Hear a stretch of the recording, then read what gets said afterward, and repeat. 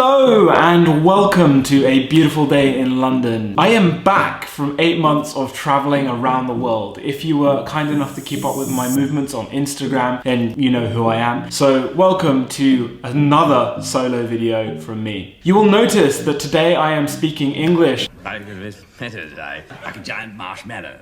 There are lots of people who've said that they like to hear me speak English, and there are also lots of foreigners who have watched 孟言布语 and 世界青年说 and have used them as tools to study Chinese, which is what today is all about. Just as a bit of a disclaimer, there are lots of videos online that you can use to learn Chinese. And I've actually really enjoyed watching a lot of foreigners talk about their process for learning Chinese, so this is my version. If you are Chinese and you already speak it very well, then this video will give you a little bit of insight as to how I learned it. And also some of the things that foreigners will generally need to look out for when they're learning Chinese, and some of the things that you could do to help your friends that want to learn Chinese as well. So that's why today's video is the 10 honest truths of learning Chinese. Let's get started.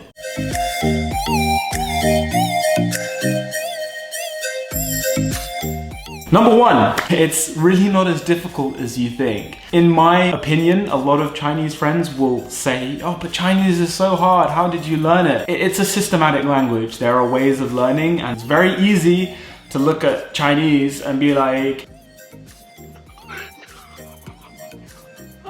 and start stressing about how much there is to learn. But every language has got its hard points and its easy points. In Chinese, the grammar is very, very simple. The memorizing of the characters and the pronunciation is very hard. Ji, qi, si. But it's really not as hard as everyone says it is. It's like anything. It will seem hard when you start, and you'll look back after a few months and be like, yeah, it's actually going okay. Number two is a phenomenon that I have encountered more and more often as more people have started to learn Chinese. A lot of people have decided that they want to take shortcuts with learning the language. And they'll say, I don't want to learn how to read, I don't need to know how to write, I'm gonna skip the characters part of the thing. That is a bad idea. This is not a good idea! As soon as you start learning Chinese, you need to be writing down the characters. Why? I just said that Chinese was a very systematic language. If you learn how to write, then you can learn how to say the characters and what a lot of the meanings are by looking at different radicals.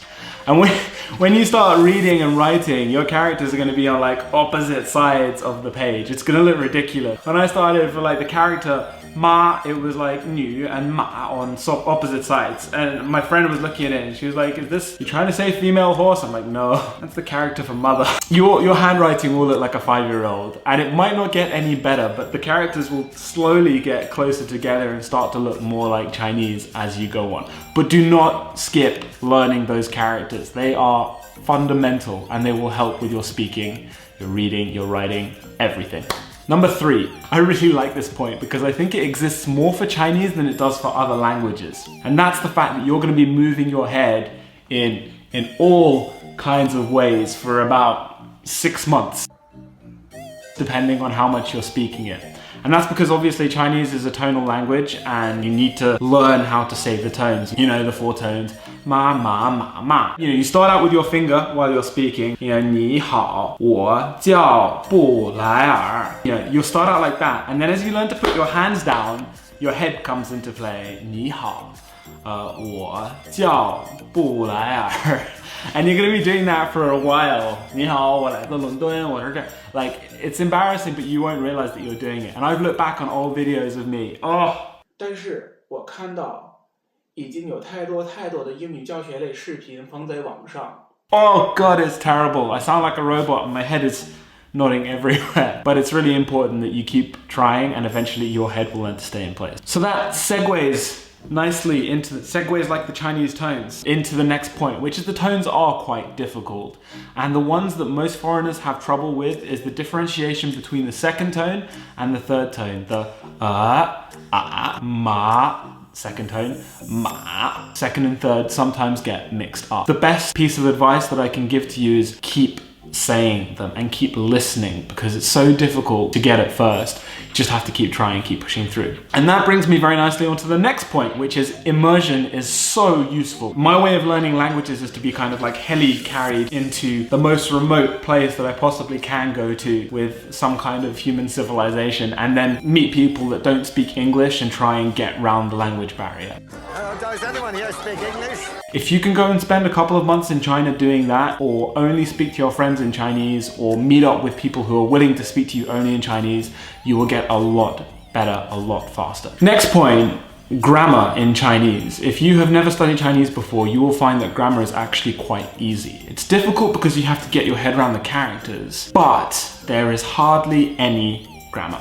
And I say that compared to German, Russian, English, all of these languages where you have to conjugate the verbs and decline the adjectives and nouns, and it's all complicated and horrible and just don't want to go near it. Chinese is very simple from that regards, but you will be having to write down characters over and over and over again to memorize them. Don't give up. This next point is of vital importance, and it will make sure that you stay on the right track when you're studying Chinese. I have a lot of Chinese friends who are great and they've really helped me out, but I remember the first time that I met them, one of the things that they would say is, "Wow, 你中文真好。但是你能不能说一个绕口令? Your Chinese is very good, but can you say any tongue twisters?" 什锦丁、糟鸭、糟蟹、糟鱼、糟溜鱼片、溜蟹肉、炒蟹肉、清拌蟹肉、蒸南瓜、让倭瓜、炒丝瓜、让冬瓜、焖鸡掌、焖鸭掌、焖笋烩茭白、切干晒卤肉。 You need to know that depending on what level your Chinese is, you don't need to pay attention to tongue twisters. You don't need to know about 孔子 and 子曰 something something something, or 唐诗宋词床前明月光疑是地上. Like, all of this stuff is for later on if you want to study it. You have to remember that the key importance of studying a language is for communication, and you're not going to communicate through Tang Dynasty poetry. Your Chinese friends should kind of realize this. So if you ever meet a person who says to you, "Do you know any Chinese poetry?